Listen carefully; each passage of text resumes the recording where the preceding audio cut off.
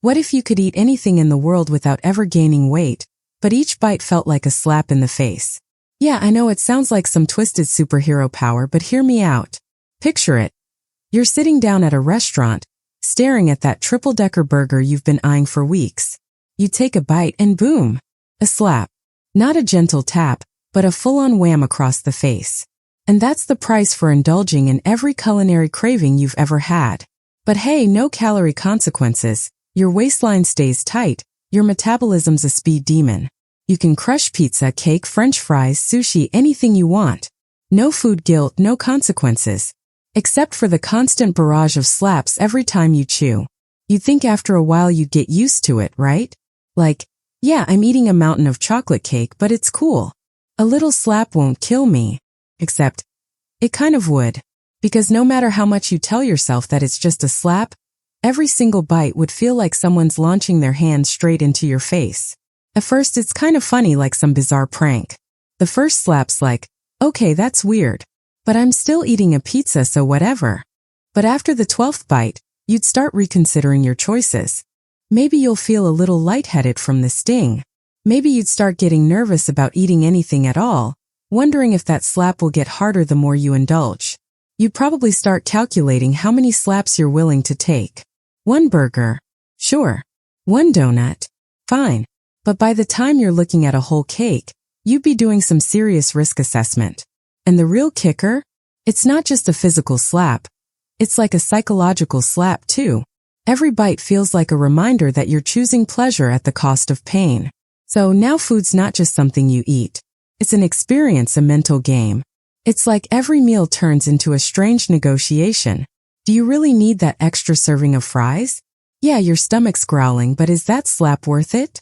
You get super mindful about your cravings, maybe even a little paranoid. You probably start Googling things like, what's the least painful food to eat? It'd be a whole new food hierarchy. Forget about calorie-dense or nutritious. Now you're thinking, okay, is this bowl of ice cream worth getting my face slapped for? In the long run, this power would probably start changing your relationship with food. It'd stop being a thing of comfort and become this complicated, dare I say almost masochistic ritual. It's like you've suddenly been thrown into an alternate reality where food and pain are inseparable. And you know what? It might even change how you see other people eating. You'd be staring at someone casually munching on a sandwich, no slaps, no consequences, and you'd probably feel a little envy, a little bitterness. Like they're just eating. And you? You're over there, wincing with every bite, silently begging the world to bring back the regular joy of eating. But hey, you can still eat anything. And that's what matters, right? But on the flip side, this could open up a strange new world of foodie experimentation. You could try every bizarre combination you've always wondered about. How would sushi and chocolate taste? What's the deal with bacon ice cream? Would a jalapeno milkshake be as crazy as it sounds? The catch is, you wouldn't really care about the calories or the mess. It's all about indulging in the wildest food fantasies. No consequence to your waistline, just a constant face slap to remind you that you're human. And imagine how much more efficient you'd get at handling the pain. You'd eventually learn to chew with the precision of a monk, spacing out each bite just enough to survive the sting.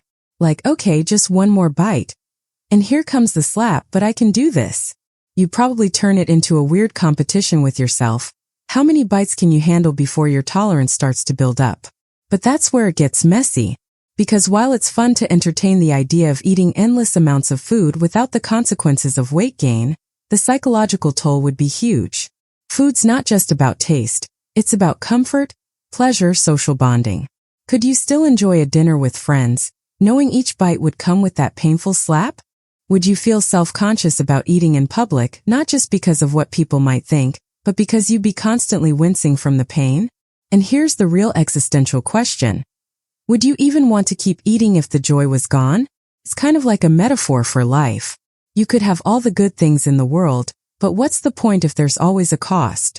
Could the slaps, in the end, make you reevaluate the value of eating itself? Maybe food would become a chore, something you'd endure rather than enjoy.